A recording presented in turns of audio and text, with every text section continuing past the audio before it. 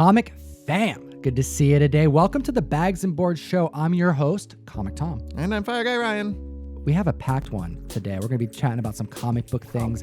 It's pretty good stuff. It's year end. We're going to be touching on the top 10 variants of 2019. I'm excited to go through that list. Also, want to give a big shout out to Key Collector Comics, who curated it for us, the sponsor of the show. You know what? If you use ComicTom101, it's going to unlock a free full week subscription of the best comic book app that exists on the market. Easily number one in 2019. And I know it's going to be for 2020 as well. But what else do we have coming on this show?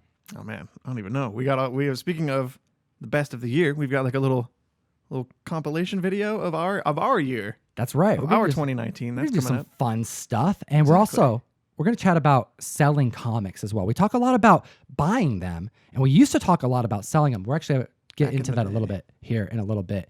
Also, we're talking about the Spider-Man sex toy issue today. It's a story that I've been holding out on for quite a while, and one that took some foreign hunting. Tom's been holding this one in. That's right, and I'm pretty excited to get into that one too. But before we do, let's chat with the community about a subscriber category that is unlocked when you're paying for the full service of Key Collector, or if you're using that free week subscription. Future Keys. How would you describe Future Keys, Ryan? Well, it's a category on the Key Collector app that, as Tom mentioned, it unlocks once you subscribe to the app and you're not just using the free version. The Future Keys uses various like insider tips, uses solicitations to kind of source information about books that are likely to be keys once they come out. Over the next 90 days. Sure, yes. This is how you keep up on it. This is how comic book collectors right now are trying to like map out their speculation. Will all these be big momentous keys? Of course not. How can you know? No one knows. But comic books orders, they're out a few months ahead. So we have information coming in, and this is a way that you can keep up on it. Let's chat about a handful of them that are coming up in the next few months. Let's go into the future, Ryan. Not very far into the future, though. Just the end of January. 17th issue of Ice Cream Man is coming out, and the variant cover for that is an homage to Action Comics #1. One of those moments where you're going, all right, it's a variant. How can you know that this is going to be a key issue? Well, we don't. You can't know for any of these. But this one, it's a classic shot, dude. Look at that ice cream truck on the cover. I like it. I'm a big fan of this series, though. Dude, it's an anthology series, so even if you miss one, it's okay. They're one-shots, so you can read them and have fun with it and then move on. It's super creepy. Now, Immortal Hulk. This is an easy one to recommend for a lot of people, but did you know issue 33 is a potential future key? Because of the first appearance of the Thoughtful Man. That's right. Potentially the first appearance. We don't know, but what we do know is that issue 33 comes out on March 4th. We're 2 months out now.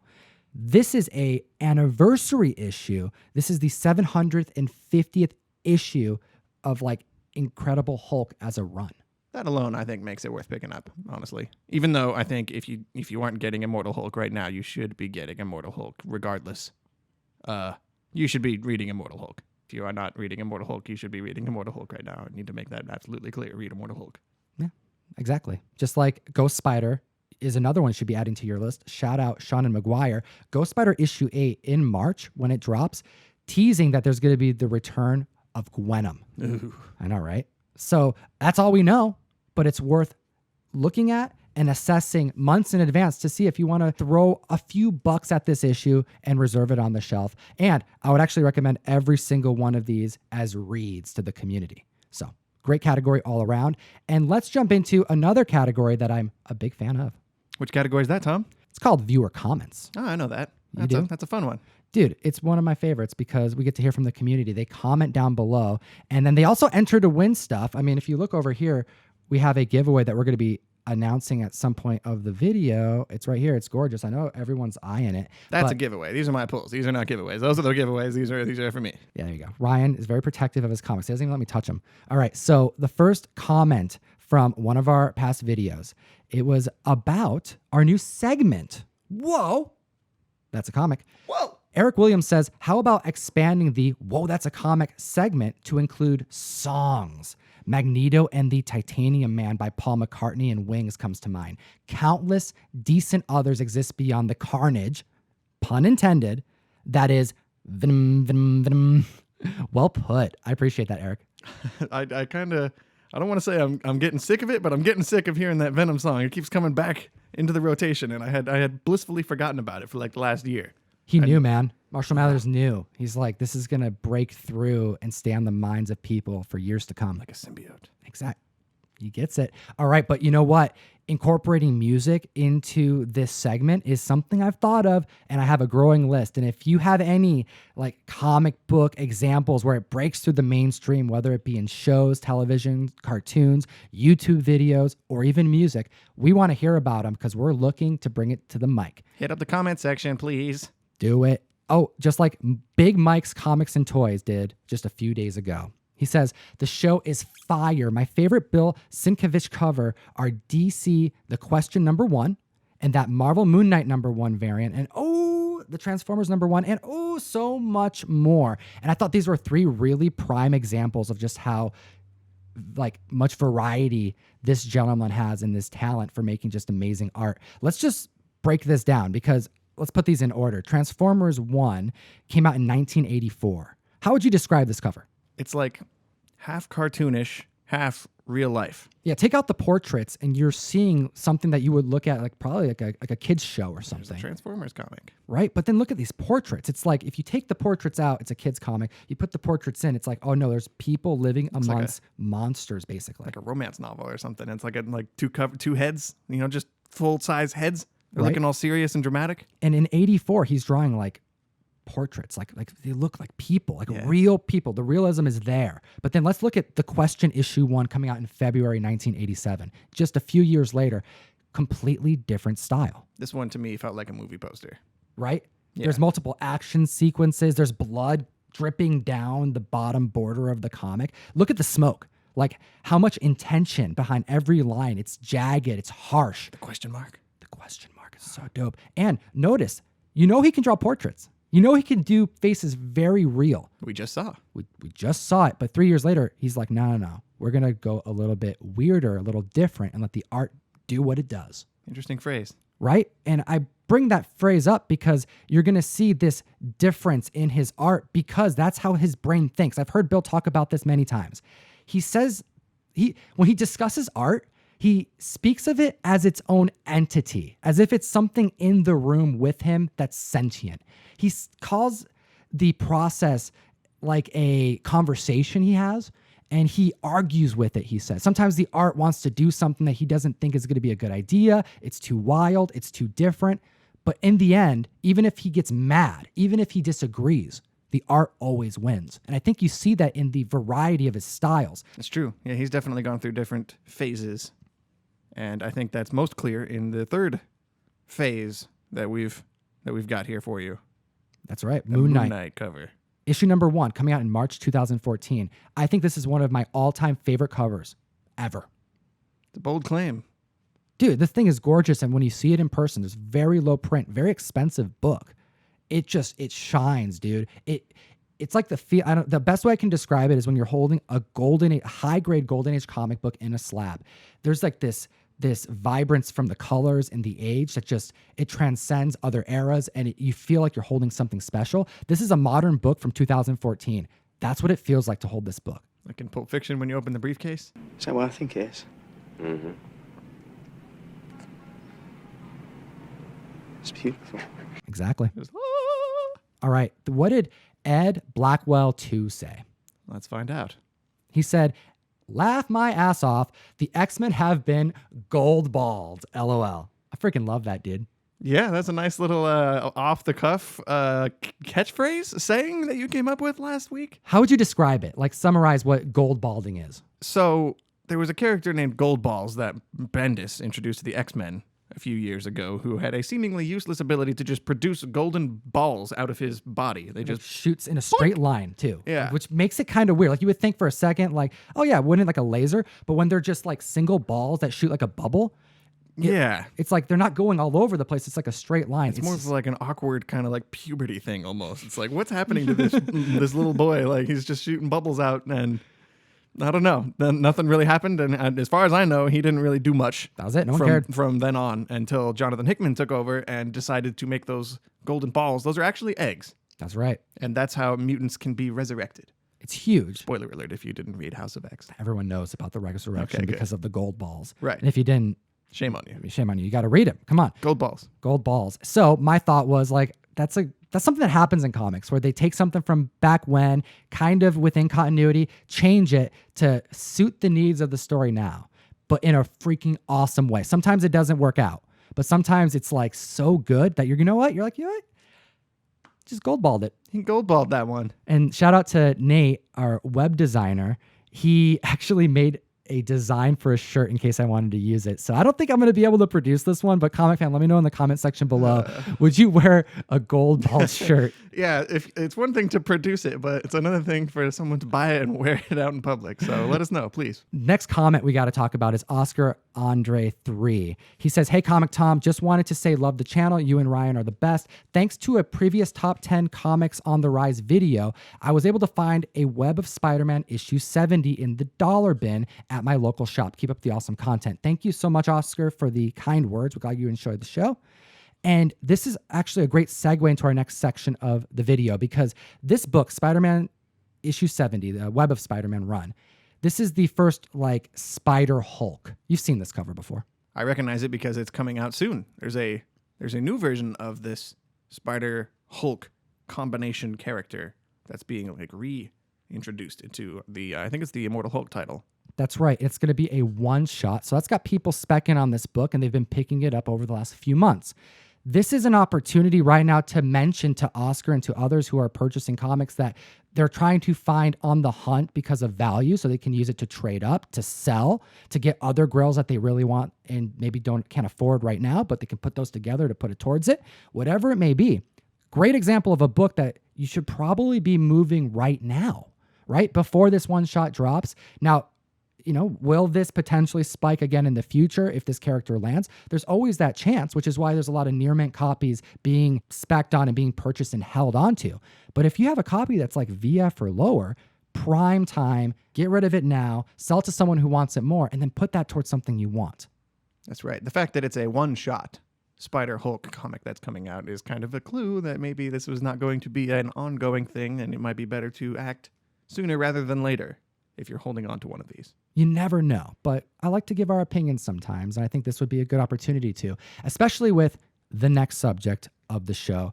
We're going to talk about some changes to the comic market that I think have gone kind of unnoticed. Ryan, sometimes in the community we hear people who are concerned about the health of the comic book market. What are some things that come to mind as examples that individuals bring up when they fear the demise or the, you know, type of boom that could happen? You say boom, and I think of things popping, like certain bubbles popping, like too many variants. It's going to be like the 90s again. The whole comic book market is going to fall in on itself like it did 30 years ago. You hear, you know, conversations about where you should be putting money into. Why are you buying that minor key over this key, that cameo over this full appearance? You know, a lot of conversations that we make videos on a regular basis here on the channel. But right now, I want to chat about one that has happened. A lot of people are being affected by it, and I think it has 2020 ramifications that you're going to want to know if you are a seller, whether you're a seller, you know, with a large store, a retail store, or if you're just doing the small hustle and trying to move comics on a smaller scale. There are things that you want to know, and I want to be able to help you with it. As a team, we have a lot of experience selling comics, and not just me, not just Ryan, because you do too. You've been helping with the mail call for a long time. You know how to bag and board and ship a comic.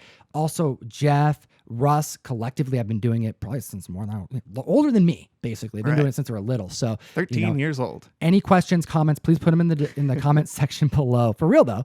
And we'd love to, you know, provide that value if you want to hear it. So let us know what you think about this next section, because I want to talk about 5 different eBay tips that you need to be thinking about as you go into 2020. First thing is, what is happening on eBay? It's good. Before you can start to fix a problem, you need to know what the problem is. The unfortunate thing is this has already happened. Back in 2018, this was voted in, and by this year, 2019, this has actually gone into place. We are seeing eBay now having to collect taxes for people to be paid to the government for particular states, because states are now being hit with online internet tax. So this is a quote, actually, from eBay. Beginning October 1st, 2019, eBay will collect sales tax on applicable transactions for buyers in Arizona, California, Colorado, Maine, Maryland, Massachusetts, Nevada, North Dakota, South Carolina, Texas, and Utah. That's right. And for states that are collecting tax, you don't actually have to take action. eBay does this for you. Now, this is a growing list. This is something that was brought up in the comic market as far as sellers go for years and years. I mean, if you've been buying and selling comics for longer than a few years, I know you've gotten this message from eBay. They ask their members to fill out and sign petition to prevent this kind of stuff because they're trying to not have stuff that's already been taxed before, because these are all items that have been sold in the past, trying to prevent that from being double taxed and hurting this eBay market. And it's not just eBay. We're talking like online retailers across the country. So this is across the board, but we're talking about eBay in particular. Why? Because this is the main place people buy comics from, and really where the market, like the base level of where these prices really start. There's no bigger marketplace on the internet for our community specifically than eBay. Now, this list is likely the start. Once states start to collect, others will get involved and want to do the same thing. I mean, you don't really see something like this reverting, and we're already seeing 5 to as much as like 10% increase in taxes for some of these comic sales that we've experienced as a team in certain states. Now we're seeing this rolled out to more. Take a look at this graph of other states that have online sales tax applying to their particular area. It's staggering. You're probably seeing your state right now. So here are 5 tips I want you to be thinking about going into 2020 that's going to help you in moving comic books and to stay competitive. The first one is staying competitive with your pricing. What are some things that you can expect buyers to do in this new market? So if you think about the buying process that somebody goes through, and you're putting something in your cart, and you're all jazzed up and you're excited, you're going to go to checkout. You look at the breakdown of every little tiny thing that they are charging you, and they charge you several. There's this one extra line down there at the bottom that's going to be one more tax on there. And because it's a tax and it's a percentage of the cost that you're paying, it might be small if you're buying like a single issue, but if you're buying a single issue that is not cheap, then you have a giant like extra tax charge to, think about and factor into your overall price. And that is going to turn off. Some people are going to make the decision to just not do it when they see that extra cost on there. A lot of people on eBay, a lot of sellers rely on impulse buys. Most people don't look at 20 comics before they buy the one. They look at a handful and then they go with their gut, what they want, because they want that one. They see the picture. A lot of factors go into it. But if you have this moment that's going to be happening across the board, which it already is, I've chatted with a number of people in my community who are saying that October and November numbers are down. I'm interested to hear what the comic fan has experienced in the comment section below. This could be very beneficial and helpful to other people who are, selling comics on the internet. If you're seeing a decrease in sales, because what I suspect is comic books that are under near mint, those VF and under, the ones that are going to be sold for less than their high-end counterpart, those ones are going to be ones that are in a position that have to be more competitive. A couple dollars can mean the difference of you being on the screen or not on the screen. If there's an increase in the amount of comics because people aren't selling or aren't buying them aggressively, then there is a good chance that that VF copy that you feel like is average price and should be sold at a certain point, that you're now competing with others that aren't selling, and now you adjusting that price just 5%, 10%, that could be the difference of if you move that comic or not. So staying competitive, specifically on lower grade comics, because there's going to be a plethora of those that are going to be available to the community, is going to be a major point of success for those of you who are trying to move. That's a good point. You wouldn't think about that too, because everyone's focused on the top stuff. Top stuff people want. Right. They're going to still pay more for that. But if anything, I imagine more people sacrificing the sale and possibly being patient and maybe just putting money towards a higher end copy, right? Especially with this extra tax on there. It might be the first thing someone does is say, maybe I'll just dock a grade down. Instead of a 9.8, I'll go for a 9.6 and see how much cheaper that is because of this extra tax. All right. So now the second tip I want to bring up to the community is based off of that change. Patience. I think people are going to be more patient if they're having to be more choosy of where they spend their money. I'm in Washington. I've personally paid an additional $50 in taxes this month alone on comic purchases because I have to pay an inflated amount. That's $50 out of the comic pool of me participating in the industry. All right. Personal example. These are happening in a lot of different states and it's increasing. I have a feeling people are going to double back on auctions and listings a lot more. If they jump out because they don't commit, it doesn't mean that that auction isn't saved in their watch list. Now, what happens at the end of a listing, like, at the end of the month or the end of the 2 weeks, whenever the listing is set to end, what happens in the final hours of that time frame? A gentle reminder.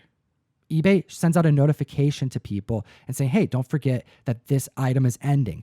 If people are being more patient, that notification that a lot of us kind of just take for granted is going to be way more important, which means that you may not want to have every auction last the longest amount of time. 30 days is typical for most people because it's cheaper to do. It costs money per listing. But right now we're describing a competitive market where you have to be quick about your flips. If you have that Web of Spidey 70, you don't want to wait a month. Yeah, if you're dealing with hot books, 30 days is like, that's way too long. You're taking too long. I suggest individuals starting to try out doing 7-day postings for listings. Try to change it up a little bit so that you can get that added eBay notification help. That reminder is going to go a long way for people who are patient because they're trying to be more smart about where they put their money. Tip number 3. No one's doing enough auctions. I feel like a lot of members in this community are buying a lot of comics, but not enough of them are listing and trading and being active members in this market. Trade up, get better books. If you want to have every comic book, that's awesome. Some people collect like that. Others want to have just a more quality collection. It's not so much about having mass, it's about having quality. So auctions are typically avoided for most sellers because you typically are risking out, losing out on some money, right?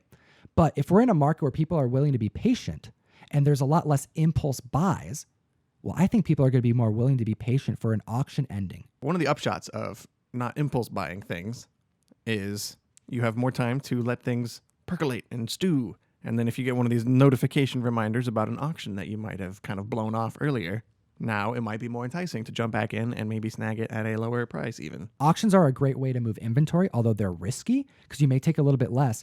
There is a aspect of having something consistent happen every week, though, that'll allow you to move stuff faster, that'll make it worth the hit that you could potentially take. And I think across the board, whether you're a brand new comic seller or if you are a store owner of years, auctions aren't happening enough in this community. There's a lot of people willing to just wait and let a book sit on eBay for years, hoping that one person will buy it. But then month goes by, month after month, and you're paying for these listings every single month, and you're missing out on opportunities to move them.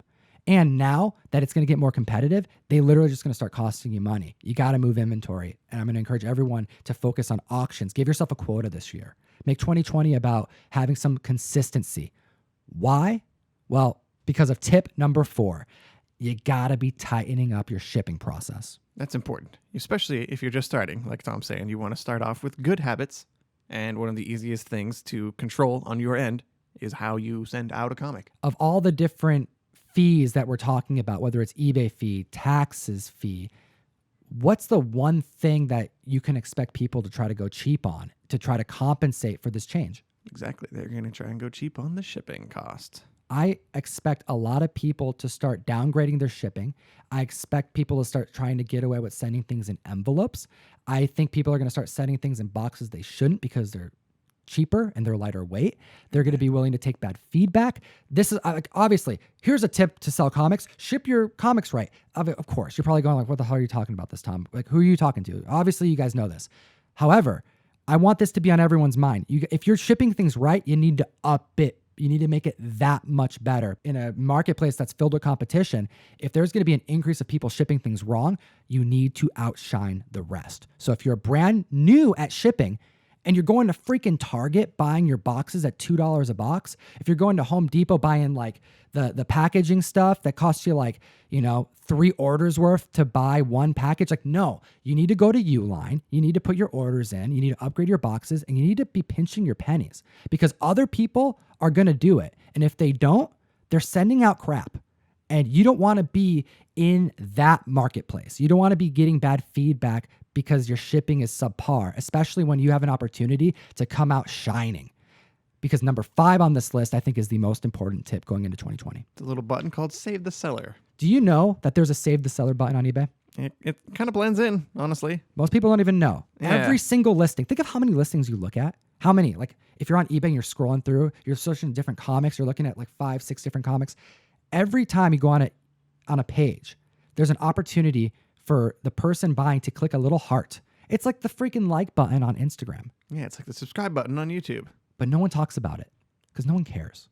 Because for years, eBay has been a place of convenience. You can just post your stuff there, put the auction date way down the line, 30 days. If it sells, it doesn't, auto relist and move on. There'll be somebody eventually. And what happens is people get caught up in just leaving it there, waiting, because it's easier.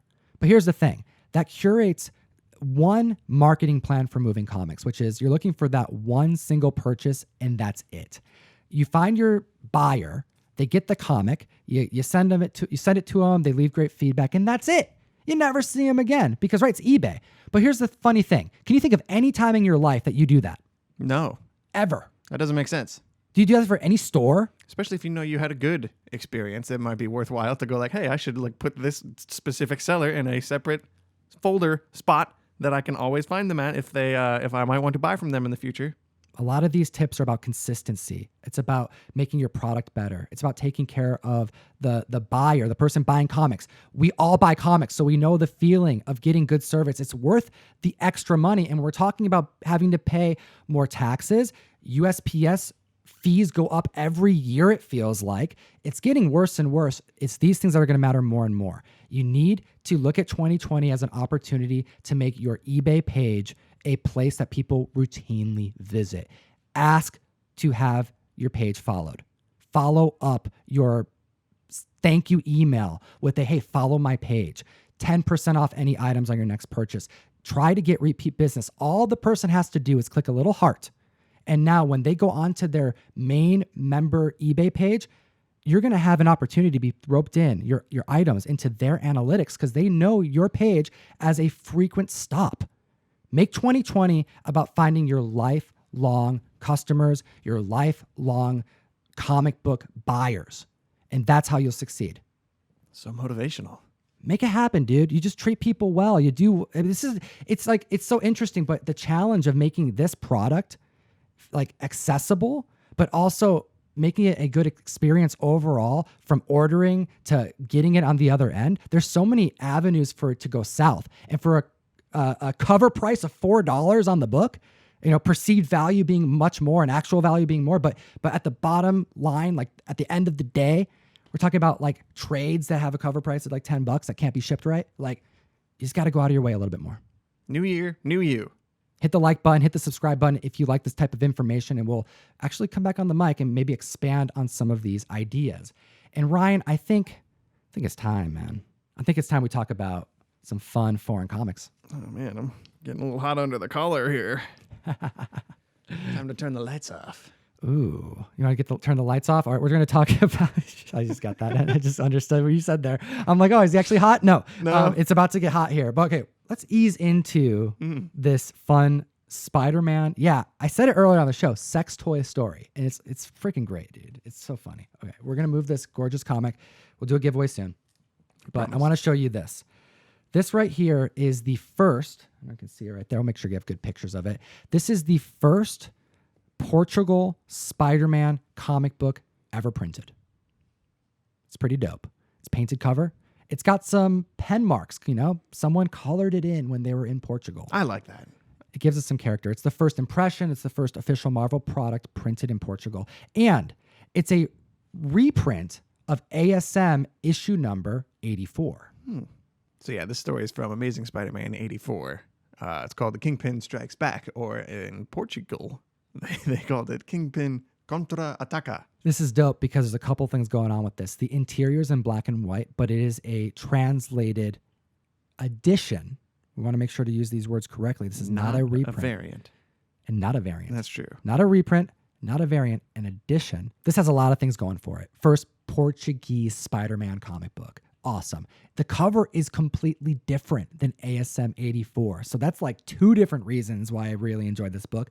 And then the interior is an actual translated version in Portuguese of the comic. Fantastic. Had to buy it. But what's also really cool is that we got fans in other countries that I'm finding doing this foreign, work, trying to bring the foreign comic community to the masses. And they sent some gifts. Oh man. This person sent me some gifts. So she sent me two different things. The first one is this Aranja 53. Now, I felt like I've seen this cover before, Looks oddly familiar. but then at the same time, I feel like I haven't seen this cover before. The webs look all ropey. Well, I opened up the interior and I don't even know what comic it adapts because I haven't been able to figure it out yet. It's a Brazilian comic, but then it hit me.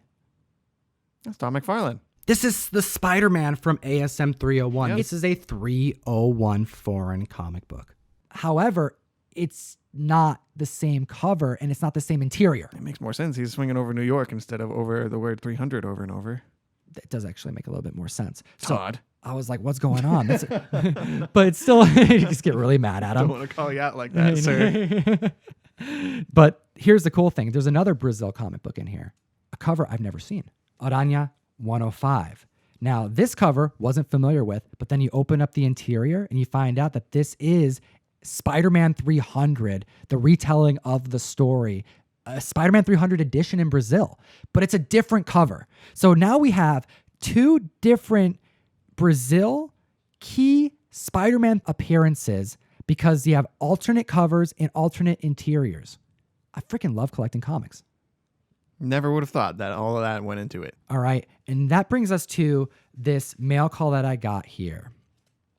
We have Amazing Spider-Man, issue number 364. I had to find someone in Greece to hunt this down for me and send it to me. I was looking on eBay for about 2 months since Matthew Roybal, shout out, introduced this to me. This is a Greek comic book that came out in the early 90s, and it's known as Spider-Man versus the Sex Toy. I don't remember that comic. Well, it's because it didn't exist. See, this issue is We don't get anything cool in America. for real, dude. All right, so this comic came out in the early 90s. It's a retelling of Spider-Man 364. And right here in this bubble, the literal translation is Spider-Man versus the Shocker. Now, the translator in the early 90s, his name was Vasilis. I believe I'm pronouncing that right.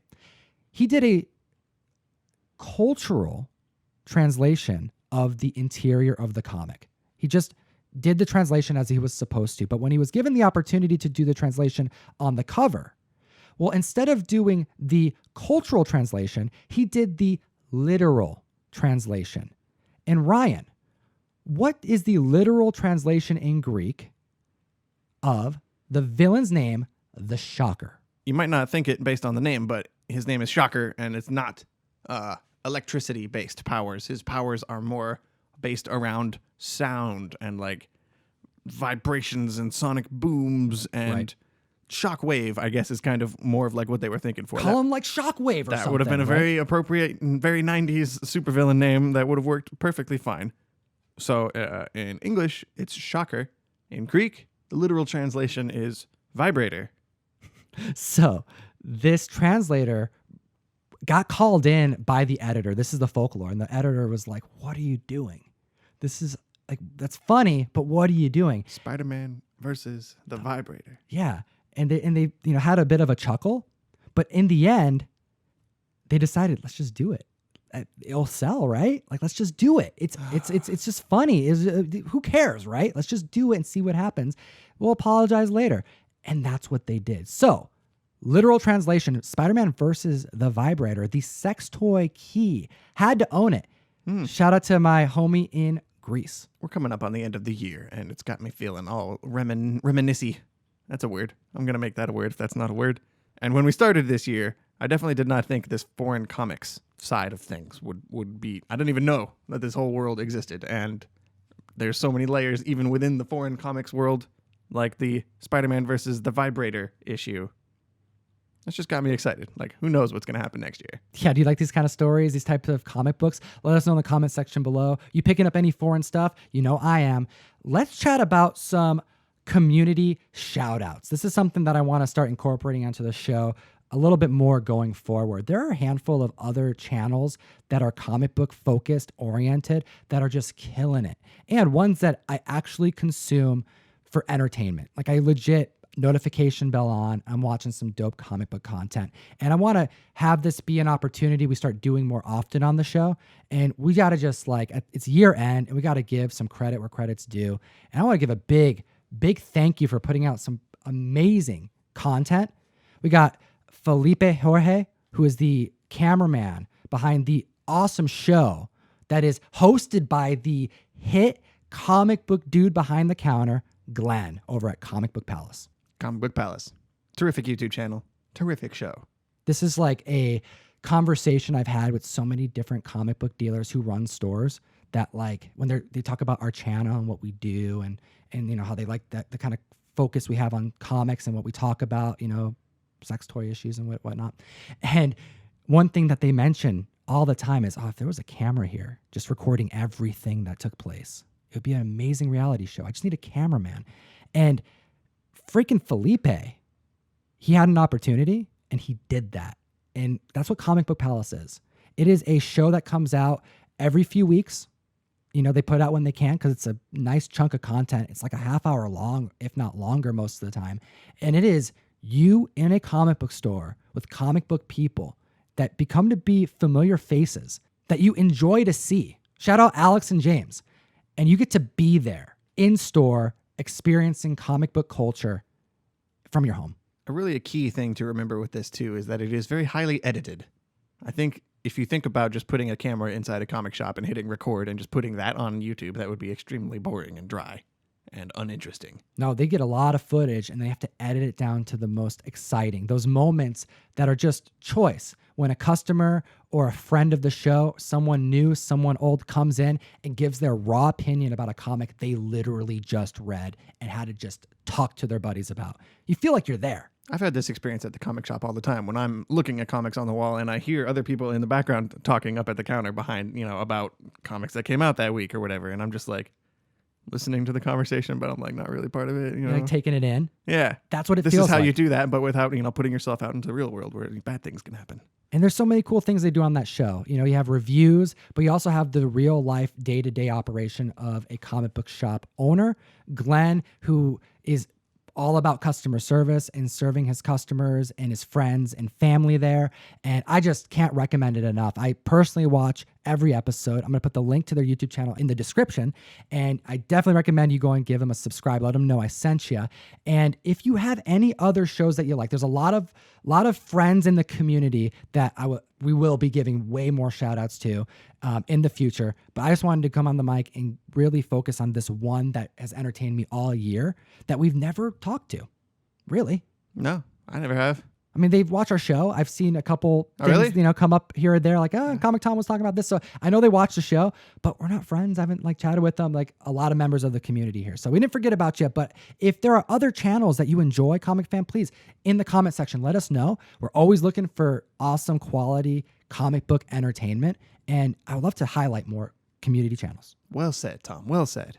All right. Speaking of like year-end kind of things, okay? It's the end of 2019.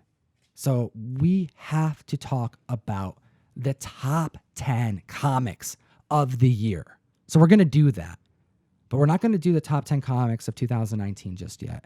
We're going to separate this list off and do right now the top 10 variants of 2019. Wow, plot twist right at the last minute. I know, right? Oh my goodness, what's happening? So right out the gate, we're going to put this Immortal Hulk issue number 1, the Codex variant. Dude, I freaking love this comic. And we didn't put it on this list, but this definitely could have been a, you know, honorable one that may have made it. But this is a gorgeous cover. If you want to win this, comment down below in today's podcast. Let us know what you think of the video. And make sure you're commenting on the podcast video because we will re-release this and we're going to pull comments from the actual main the podcast. Hour-long full podcast. 21. Not the smaller little clips. That's right. So we're going to be giving this away for this podcast. So comment down below, like, and subscribe. But let's get into the top 10 variants of 2019. These are the ones that are spiking. These are the ones that are hot. These are the ones that surprised us. And these are the ones that I'm going to be watching as we go into 2020. Wouldn't be a top 10 list without number 10, Usagi Yojimbo. Issue number 6. This is the Jeff Darrow variant.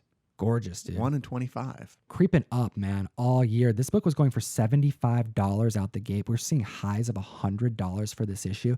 And it's a retelling of issue number 1, written by Stan. And it continues. It has more pages to the story. So aside from it being an anniversary issue, this has a wraparound cover that's amazing. So much detail. It's like an anniversary issue with extra bonus features. Yeah, it's like there's just layers upon layers of why someone would want this book, and clearly they do.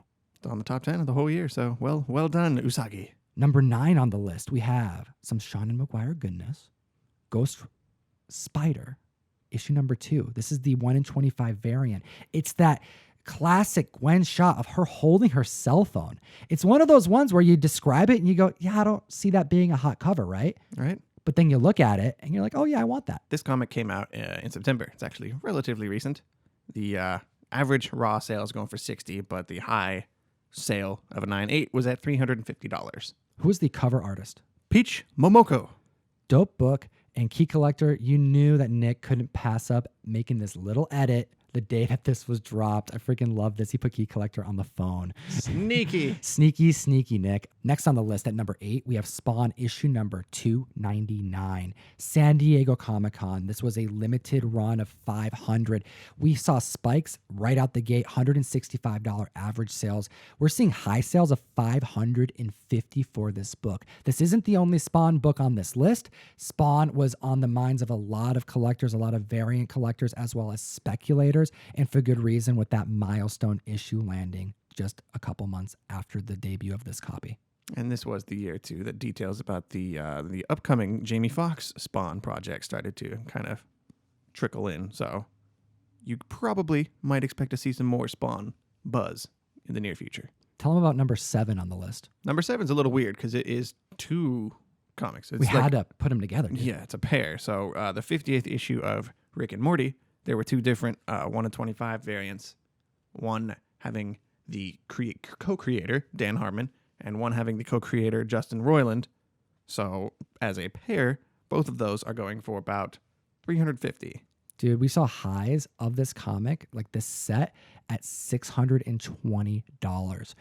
Would have never thought there would be such investment value in a cartoon adaptation. People go crazy over Rick and Morty stuff, though. Like it's really good, the sauce, still, you know, dude. Like, yeah, I know there was like sauce selling. We live in a weird world.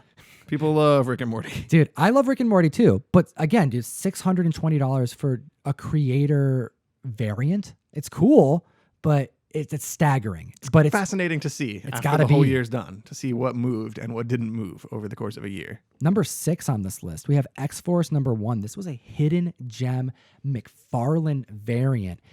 Average sales were $125. $250 highs for this comic book. Now, what was fun about this is that I felt like I had seen this cover before, but I couldn't like put my finger on it. I couldn't figure it out. And then I started going through my Rolodex. I started going through my Spider-Man runs. I'm like, oh, this has to be like just a rehash of a cover he's done in the past. And I am fairly positive that this 1 in 100 variant is a cover swipe, just inverted, of Spider-Man issue number 9 from the Spider-Man run from the 90s. McFarlane's own run? Yeah. It looks like the Wolverine is just like reversed. Interesting. I know, right? I wonder if he will sign that book. It'd be, you know. He's got a list. He's a got list a of list. no-no books. And he's checking it twice. That might be on there. Oh, how festive, Tom. How festive. All right, let's look at number 5 on the list because we're talking about McFarlane. Dude, McFarlane's all over this list, man. We got to chat about Spawn 300, and you know which one it be. So this New York City Comic-Con Gold variant was pretty pricey. It was a pretty big deal at that con. Apparently, there were rumors. I wasn't there. You were there. But there were rumors that like people were fighting over this, like actually fighting. That's right. It was 1 per person, and you had to wait in line, and people were getting aggressive. And you know what? There were only 500 of them made, similar to the Spawn 299 that we discussed. So if you got a VF copy, you got a VF copy. So the average sales, although out the gate it was selling for like $400 to $500, like that within that first week, made the list and everything. Well, it leveled out to being right around $200 to $300 average sales because, you know, there's a lot of lower grade copies also hitting the market. Jeff actually got his hands on one, and it was the only available copy he could get. And he's like, dude, it was a VF. What was I going to do? There's only 500 of them made. Well, we're seeing a high sale of Spawn 300 gold of $900 at 9.8. It's like almost actual solid gold. It's crazy, Might dude. as well be. Dude, I think that's a book that could exceed $1,000 as we go into next year. Never would have guessed. All right. Just like no one guessed about number 4 on this list. As you know, Tom, one of my favorite issues of the whole year was Marvel Comics Presents issues 5 and 6. You know, with the introduction of Wolverine's daughter. I love me some Wolverine. So if I can get his daughter in the mix too, the more claws, the better. So those issues were very popular this year. However, just before that, issue 4, you had a pretty cool Bill S. Moon Knight variant cover, and not a lot of people were getting this comic at that point because there was no real reason to, like there was in the immediately following issues with Wolverine's daughter, so not a lot of people ordered this comic. And this particular variant, you had to order 50 copies of to get one of. That's right. It's a 1 in 50 Bill S. cover. Marvel Comics presents issue number 4, one issue prior to the key moments in this run. And that's why we're seeing this book being placed at number 4. $225 average sales for this gorgeous Moon Knight cover. $450 highs. Comic books. This one makes sense. Number 3 on this list makes a whole lot of sense. Right. I'm looking right at it, actually. Well, you're looking at 2 of them. Yes, if I move this way, I'm looking right at it. It is right behind your head, Tom. This was an easy pick to put at number 3. We had to do it. Marvel Comics presents 1000, the D23 exclusive. Now, we have the color variant making the list because that's the one that's selling aggressively. $250 average sales with a high of $800 for 9.8s this year. Now, of course, there is the sketch variant that was given away at a panel, hyper exclusive, but the color variant was limited to like a 1 per store. So these are both very scarce variants. One, the sketch hasn't even been sold on the market yet, so there's no perceived value at this point. So we have to put the color one on this list. People are still hunting for it, and I think this one has legs as we go into 2020. That's what you call a humble brag. Yeah, there you go. And then we have at number 2 on the list. This one, I think, is the surprise of the year.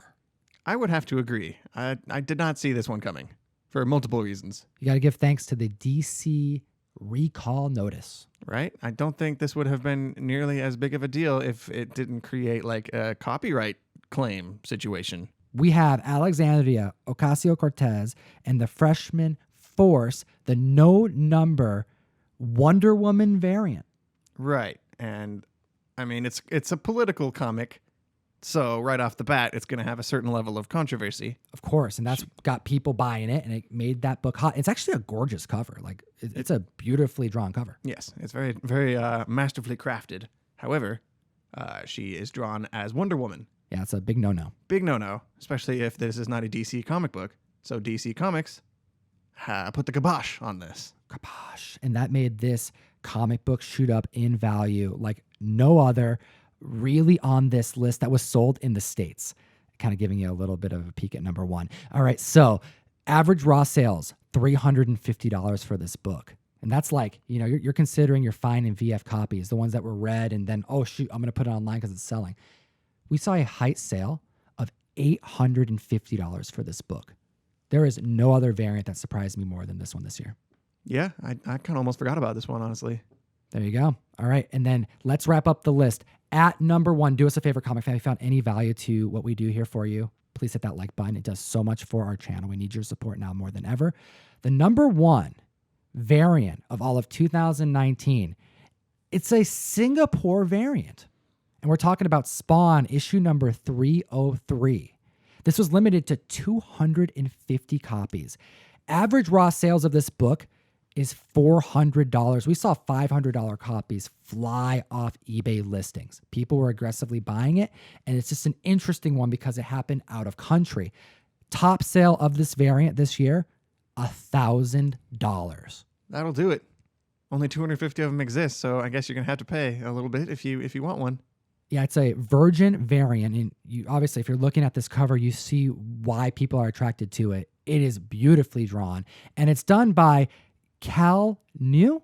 I think I'm pronouncing that right. Apologize if not. And this comic book is only one of 3 Spawn books to make the list this year, and one of 4 McFarlane titles to be top dog for 2019. Congrats, Mr. McFarlane. Not a bad year for the Todd father. We do appreciate the work he does, and we also appreciate the market for doing what it does, giving us a bunch of interesting stuff to talk about. It's so fascinating to watch the trends and to see what comic books land in the community. And I'm excited to follow these as we go into 2020. Yeah, and these are just the top 10 variants of 2019 also, but you'll notice throughout other videos that we're putting out through the end of the year that we're going to be looking at top 10 other things from the course of 2019 too. So stay tuned. All right, comic fam, we do appreciate your time today. We have a fun little video that we compiled, and this is just kind of a, a little bit of a blooper section, a little bit of a highlight of the past year, and we hope you enjoy it. Enjoy. Please. I demand that you enjoy. We have a bunch of fun stuff that's coming out right now. What am I saying? You said great stuff. It was awesome. It was great? It was great. Should I just keep it going? Oh, yeah, either cut it off or kick it to me or whatever. Okay, It was great. Okay, let me try one more time. Okay. It was great. Okay, we're trying one more time. This takes place before Infinity Gauntlet 1. Yes. Did we figure that out? Did we figure this out? Did we do any research on this book? No. No. We never do. Actually, I've never read any comic book. We just guess. We guess. We're very accurate. What if we were really accurate guessers? What if that was our superpower? What if our superpower was being super accurate at guessing? Like, we're almost there. Like, shoot, how many people you think they have? And Ryan comes up from the back. How many jelly beans are in that jar? Yeah, he's like, oh, that's it. You give it the face. That's it right there. 796. Yeah, it's like, there was 800. Whoa. It's like, Ryan was pretty close. It's good, but it's not precise. Like, okay. Dude, you have never looked better. That's a lie. Yeah, don't do that. We had something totally out of left field happen. We have been talking about Walking Dead for a long time. Since we have. We're going to get into the ending of Walking Dead, Mm-hmm. the comic book. Yep. Yeah, it's ending. That sounds like a kid who's crying because he doesn't get what he wanted. But I wanted the Hulk 181, Dad. Not 180. No one likes 180. I like 180. I like 182, man. Well, I like both 180 and 182. I don't like 182. I think 182's cover sucks. Don't judge a book by its cover, Jeff. How about a comic book? That's okay. Ryan. If I was to drop a book into a pool, it will get wet. Right, yeah, the water will seep into the hole. Yeah, Okay, like if you so take, it's because we tested. So it's not waterproof. No. Someone paid 20, like when my mail person walked out with this box, I was like, what is going on here? Yeah. So it's like the coolest community ever. So like, let's see what was sent. Yeah, if you type in Fire Guy Ryan on YouTube, before our show, all you would see is pictures of BJ Novak in the office. His name's BJ. It's his name. It's his name, and Beach. the Beach. Ryan, yeah, it's the Beach. He's like one of the main creators of the show. He is. I just keep forgetting. I see it written all the time, but Ryan just laughs because of the word BJ. You fucking kid. I can't get past BJ. He's like, BJ. I'm already laughing. Sometimes 6.5 comic books are worth $80,000. And sometimes they're not. I cut myself in that whole thing. I cut my finger. So we have 2 Venoms and 1 Spider-Man sketch that has made it out there and press is all over it. Marvel is excited that people are finding them. I think they were waiting for someone to claim them. Secret variants are great in my book. It gets people going into LCSs. Baseline for a good fight scene is Helm's Deep of Lord of the Rings. So it's like if you can't even get like 30% there, and like you didn't do a fight scene, you didn't do a battle, you didn't do anything important. And every single time this show fails me on fight scenes. Should have been memorable. Bryan Singer built a 4-wall set. So he was watching on little video monitors, and he wouldn't let anybody see what was on the screen because he was getting up stark naked. And Len and I wanted to see. Hey, we're the creators. There are some privileges here. But for today's episode, we have partnered with our good friends Comic Tom and Jeff, the Golden Age Guru.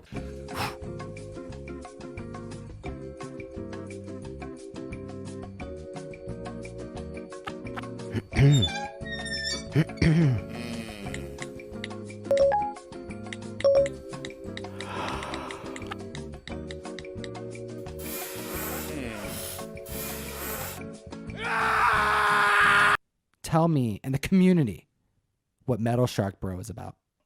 It's about a shark that eats a devil worshiper, but by doing so, Becomes a heavy metal guitar axe wielding rock star. But all the shark wants to do is become a shark.